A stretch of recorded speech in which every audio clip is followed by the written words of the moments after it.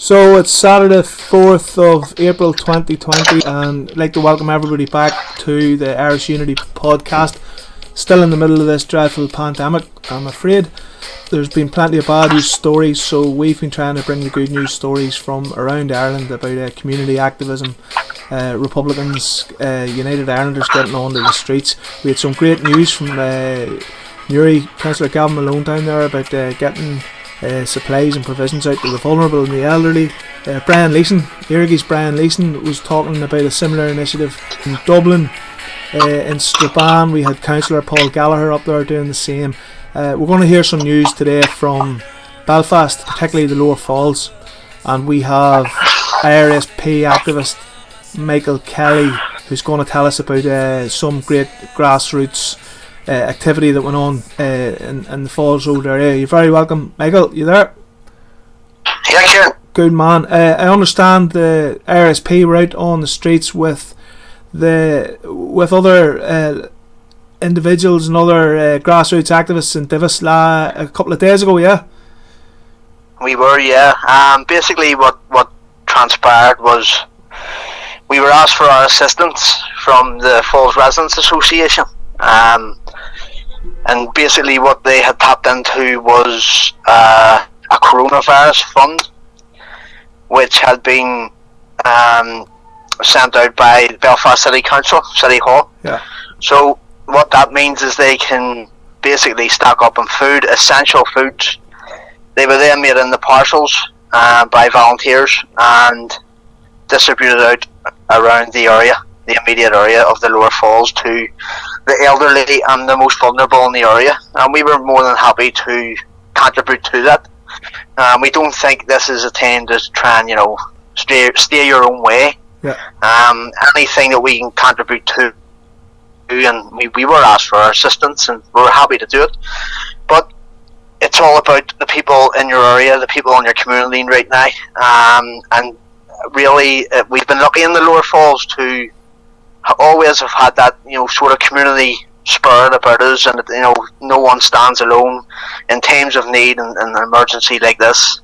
Then people will come together, and thankfully that's what happened. That's what happened again here. So this was an initiative. Let me get it right. This was like a combined initiative between the Falls Residents Association, yourselves, the IRSP, and I think there was a couple of football teams. And it's basically everyone who make up the area basically. Yeah. So what was the team? Football, what was the football teams, team? there would be boxing teams, there would be community workers. Well, let's give the teams a mention here. Who's the football team?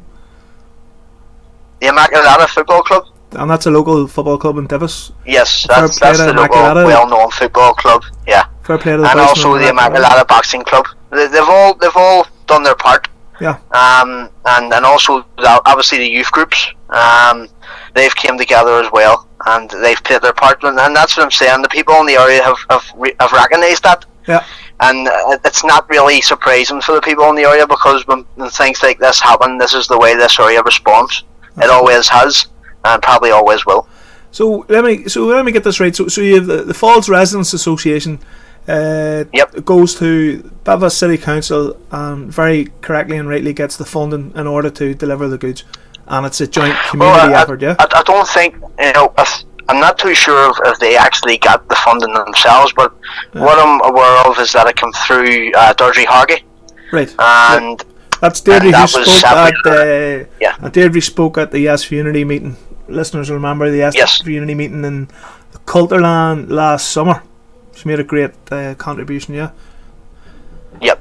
Fair play to so that's basically come through her. But one thing that I've been told by the organisers from the Falls Residents Association was that next week we're okay for stock, we're okay for money, but it's the week after that, if this emergency is still ongoing on the scale that it is right now, then they might struggle to get the food that we have been getting. And even after what we did the other day on Wednesday, where we distributed the food out, and it was very warmly welcomed by the elderly residents and vulnerable residents, and those who are ill and who can't get out and who have no family. It was really warmly welcomed, and basically what we found was after that, we were inundated on people contacting us to say that, can this person have a parcel next week, and sending us addresses who hadn't received. So it's a major operation when you take everything into account, and hopefully everyone can be provided for. And do you think, do people think, as this rolls on, and there's talk of it rolling on for months, like well into the summer and after, do people believe the resources, and I've no doubt the commitment will be there, but do people believe the resources will be there to keep helping out our vulnerable or elderly? That's $1 million question, Kieran, and I think we would all agree that we don't want to think that it's going to go on that long. But if it does, we'll have to face it when it comes. And I would hope, yes, that people within our communities who need that help, that essential help, they will be thought about, and I expect they will be. I hope they are, and we'll certainly be pushing for the elderly and the vulnerable to be at the front of the queue when it comes to priorities, if that happens. See, it's brilliant, these type of initiatives. You often hear the English. You hear the English making this big thing about the spirit of the Blitz, and fair enough. Won't knock them. I can see where they're coming from, but we have that as well. Our community has that as well. Our community has their own spirit, and Lower Falls, absolutely, Davis. We have the spirit of 69, spirit of Bombay Street, the spirit of the Battle of the Bogside, the Lower Falls curfew, and all of those. Because this is all in recent memory. You'll remember your. I just think it's a terrible time. Yeah. But I think it has been brilliant. And what's really struck me is, you see that community spirit coming out again, and you might have thought it was lost over the last number of years there. Yeah. But what I've seen, and what's really made me happy to see, is people coming together again. They're playing bingo on their streets. They're talking to each other more than what they would have, just a few months ago in their gardens. Social distancing. They're having cup of teas. They're getting together. They're playing online bingo. I seen that one online bingo game contributed to the intensive care unit £400. They donated from the money that they'd taken in. That was a Lower Falls ran bingo. And that's just brilliant, and it really props you up when you see things like that. Because it wasn't that long ago when Lower Falls and Davis was being demonised in the media, for antisocial activity and joyride, and all of which does go on. But like what you're talking about, it really shows that up. It flies in the face of those few individuals who give the area a bad name. It's the opposite of antisocial behaviour. You'll very rarely see it reported on the mainstream. Definitely, and that's why when we get these things coming to us, we make sure that we put it on our pages, our social media pages, and spread the word, throughout the area. But it has been great to see people have been pulling together, and hopefully we'll come out the other side of this sooner rather than later. And I just got word this morning of another interesting initiative that the IRSP are pulling off, both in Derry and I'm led to believe it's going to be in Belfast soon, where they've managed to source a type of self-build PPE, self-build person. PPE, yeah. Do you want to explain that there? What I know about it, I was just told about it an hour ago there, briefly. So what I know about it is our people in Derry, RSP in Derry, have, and particularly the RSYM, the Republican into the forefront of it. They have. That's the Republican Socialist Youth Movement. Because just so you were breaking up, the Republican Socialist Youth Movement in Derry initiated this, yeah. Yes, they're at the forefront of it, I believe. So what they have done is they have purchased materials, and when those materials arrive, it's essential PPE materials to make those face shields. Face shields. Yep. So basically, they're assembling them, and whenever they've got them assembled, they're bringing them to the likes of care homes or health workers who are in need of them, and hopefully that's something that will be rolled out in Belfast here within the next week. Brilliant. And again, like what it strikes me, what the amazing thing is with all these initiatives, as you say, it isn't an organisation doing one thing on its own bat and taking photos of itself and saying, everybody look at us, aren't we great? This is all happening in conjunction with grassroots community groups, as I say, football teams, youth groups, independent youth workers, and political parties. Fair enough, you know.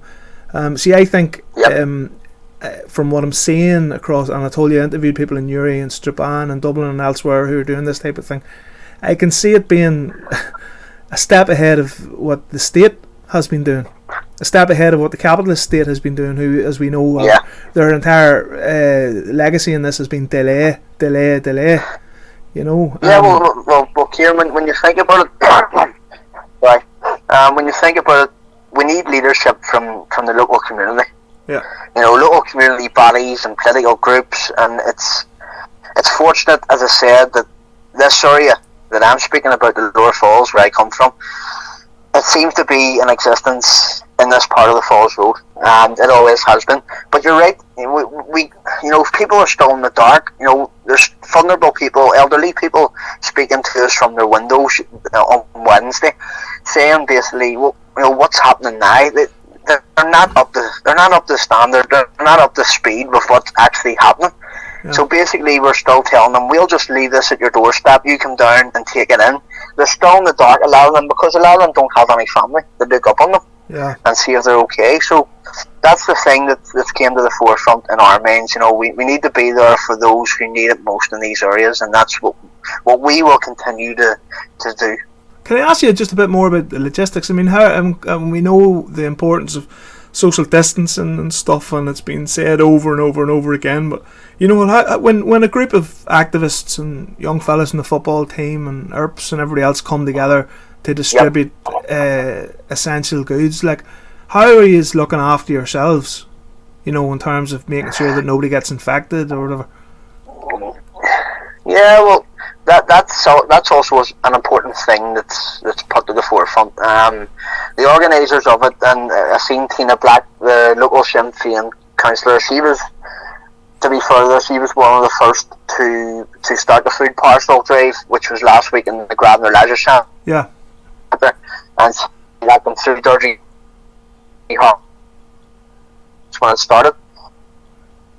What way it's operated up, they'll have to, you know, stand the proper space away from each other, social distancing, and they have to wear gloves and a mask, and that's the way it's been operating. It has, you know, it's difficult to, you know, keep that, you know, up to a certain degree, but it has been happening. What we have to think about is ourselves, obviously, and our families as well, along with those who were serving in the community. Yeah. So it has all came together, and hopefully it stays like that. Obviously, as I said, not for too long, because we want this to end here. We want this to at least, you know, pull back a bit and not be as serious as it is right now. But at the minute, it's working very well, and as I said, everyone's chipping in together, the youth groups, the political entities, the football teams, they're all coming together, and it's brilliant to see. And I hope it can be rolled out in other areas. I heard that Andytown, the greater Andytown area, I heard that they were doing a similar initiative, a similar project, so it's good to hear that, and I hope that it is sustainable. Do you think that any of this, see the sort of grassroots cooperation and solidarity that we're seeing now, do you think when this dreadful pandemic passes, which it will, do you think the residue of that will benefit the community? As I say, it's a community that has been blighted by antisocial behaviour for decades now. Antisocial behaviour that really can demoralise people at times. Do you think, and because of this example flies in the face of the few selfish idiots who would seek to drag the place down, do you think that the legacy of the type of cooperation that we're seeing in the Lower Falls at the minute could, you know, give a long-term benefit that would, you know, help empower the Lower Falls and Divis area in future years? I really hope so, because I think people will maybe open their eyes now and say, you know, why do we only come together when it's a time of emergency? Yeah. Why can't we do this? Why can't this community spirit last? And I think people will be waking up to that. And I know, cause, certainly some of my own family have spoken to me about it, and they say that it's great to see, Mrs. O'Neill out talking to, the young girl who's only moved in, and they're having a yarn for a couple of hours because they're stuck in the house to do anything else. But yes, I hope that even with political organisations in the area, it might bridge some things going forward in other parts of the city. I don't know, but you would hope that, as I said, it's always remained. It has always been a constant down here where people are respected no matter who you are, and I think that will continue on after this, and hopefully it finds its way into the streets and into our homes, and people start to respect each other and start to open up to each other more. Well, if people need to get in touch with this initiative, Michael, maybe with vulnerable people or people who know somebody who's marginalised or isolated, how can they get in touch? What's the best way to get in touch? Well, the first thing I would say is, unfortunately, it's only the Lower Falls area that we can deal with, because that's where the money is situated and located. So for this one project, but I heard it's in the Greater Andytown area. We're trying to get it in the Beach Mount through our own sources. I don't know how that's going to go, but if anyone knows anyone in the Lower Falls who thinks that they need one of these essential food parcels, then they can contact the IRSP page by private mail, which people have been doing since Wednesday. IRSP on Facebook, on Facebook, and the IRSP Falls Road page, that is. And you can also contact me personally. If anyone has my number, or if anyone has me on Facebook, contact me through private mail. Or, alternatively, obviously, you can get on to the organisers of the project, the main organisers, who is the Falls Residents Association, and also the likes of the Frank Gillen Centre there, who have been helping them organise it. Well, we'll give a big congratulations to Immaculata Football Club, Immaculata Boxing Club, Falls Residents Association, to the IRSP, Tina Black, and to Deirdre Hargy, and then everybody else who's involved in that brilliant initiative. But Michael, 100%. Until I see you again, take care of yourself and your family, fella, and well done. Kieran, 100%. Okay. Good cheers. man. Go on, Mike. It's Slán. Right, Slán.